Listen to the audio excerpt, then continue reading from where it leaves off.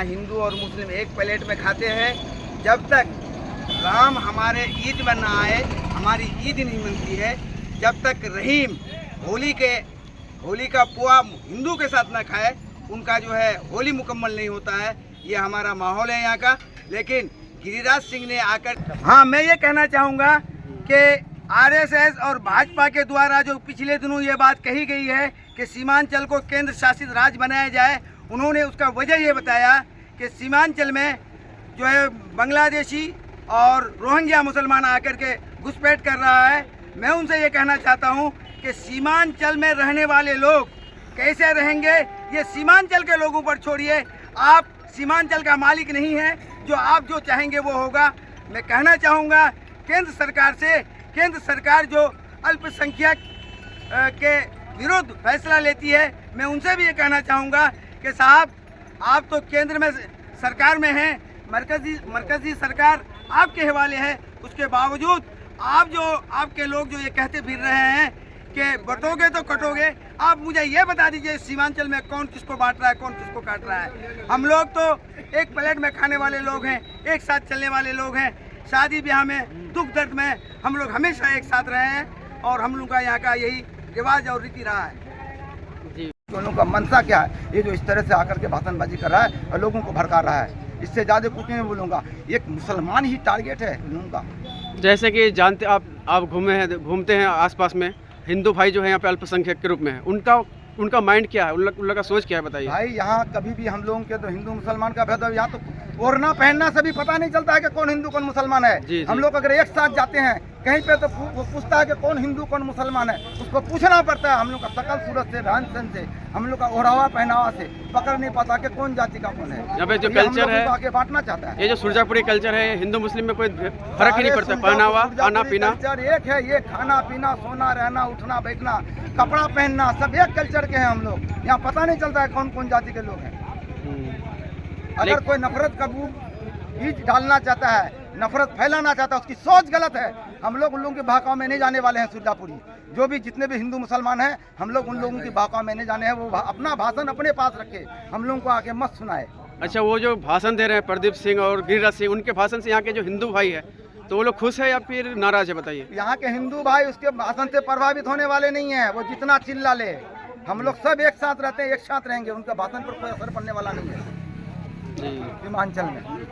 यहाँ पे किसी भी हिंदू भाई पर कोई अत्याचार होता है क्या? यहाँ भाई किसी के साथ कोई अत्याचार नहीं होता है। एक साथ रहते हैं तो फिर अत्याचार कैसे होगा? हर दुख सुख में, आज उसके यहाँ बीमारी हो जाती है, हम पैसा से जान से मदद करते हैं। वो हमारे यहाँ बीमारी होता है, वो आके पैसा से जान से मदद करता है। ये नहीं पूछता कि कौन कौन जाति का, पहले पैसा देता है, जाकर हॉस्पिटल ले जाओ, उसके बाद में देखा जाएगा। यहाँ तो हिंदू मुसलमान है ही नहीं हम लोगों के बीच में। तो ये जो आके नफरत की बीज बोना चाहता है तो ये क्या कामयाब हो जाएगा? हम लोगों के भी यहाँ के हिंदू मुसलमान में वो कामयाब नहीं हो पाएगा। उसको जो करना है उधरे करे, अपने तरफ करे, यहाँ आकर के। और ये बिल्कुल गलत है। गिरिराज सिंह जो भड़काऊ भाषण दे रहे हैं जी। अररिया में भी भाषण हुआ है, वहाँ प्रदीप सिंह जो एमएलए हैं, एमपी हैं, उन्होंने भाषण दिया है अररिया में कि अगर यहाँ पे रहना है तो हिंदू बन करके ही रहना होगा। हिंदू बन के रहोगे तभी रह पाओगे। तो मैं कहना चाहता हूँ ये बहुत ही गलत है, ये संविधान के खिलाफ है जी। इंडियन कॉन्स्टिट्यूट में ये है कि यहाँ पे हिंदू, मुस्लिम, सिख, ईसाई हर जाति के लोग रहते हैं जी और रह सकते हैं। तो ये गलत भाषण है जी। ये अपनी कुर्सी के लिए ऐसी भड़काऊ भाषण ना दें जी। उनका मनसा क्या है, कुछ समझ रहे हैं आप? मनसा इनका यही है कि जो बीजेपी का एक नीति है, जब तक बीजेपी वाले हिंदू मुसलमान करते नहीं हैं तो उनको वोट मिलती नहीं है। तो उनका राजनीति का एक ये है। तो हम जनता से भी, आम लोगों से भी अपील करते हैं कि इन नेताओं के भड़काऊ भाषण में आकर के आप लोग जो है भड़क मत जाइए, आप लोग शांति बना के रखिए।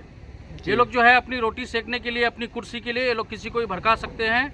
और हम हिंदू मुसलमान को लड़ाते हैं। ये लोग लड़ाने का काम कर रहे हैं। हाँ, लड़ाने की साजिश कर रहे हैं। तो हम हिंदू मुसलमान को भड़कने की ज़रूरत नहीं है। इनको बोलने दीजिए और इनको मुंह तोड़ जवाब दीजिए अपना वोट डाल करके। ठीक है। और जो आम पब्लिक है, जो मुसलमान खास करके जो आम मुस्लिम है, तो इन लोग कभी कभी कुछ उत्तेजित हो जाते हैं, ये इनको क्या संदेश देना चाहेंगे बताइए। देखिए, हमारे सीमांचल एरिया एक ऐसा एरिया है, यहाँ के मुस्लिम लोग बहुत शांत स्वभाव के लोग हैं। ये लोग ज़्यादा इसमें नहीं जाते हैं, विवाद में नहीं जाते हैं। आप हिस्ट्री उठा के देख लीजिए, हमारा सीमांचल एरिया में राइट्स बहुत कम होते हैं, हिंदू मुस्लिम की लड़ाई बहुत कम होती है। जी, वो होते भी हैं तो वो मामला ये धन दौलत को लेकर माल दौलत को लेकर, धार्मिक नहीं होता जी, ज़्यादा। बिल्कुल। सीमांचल एरिया में जो लड़ाई होती है हमारी, तो निजी जमीन के लिए लड़ाई होती है, या तो पैसों के लिए लड़ाई होती है, शादी वगैरह के लिए कभी हाँ, या तो फिर भाई भाई में दौलत के लिए लड़ाई होती है। ये हिंदू मुसलमान की धार्मिक लड़ाई नहीं होता है। धार्मिक लड़ाई कभी। गिरिराज सिंह जी उसके बाद सीमांचल के बारे में कुछ भाषण दे, बिहार के बारे में कुछ भाषण दे। इसमें नीतीश, हमारे जो चीफ मिनिस्टर है नीतीश कुमार जी, उनकी भी चुप्पी है, उनकी चुप्पी नहीं होनी चाहिए। ऐसे भड़काऊ भाषण पे एक्शन होना चाहिए जी। सरकार का। अभी तक कोई स्टेटमेंट नहीं आया है।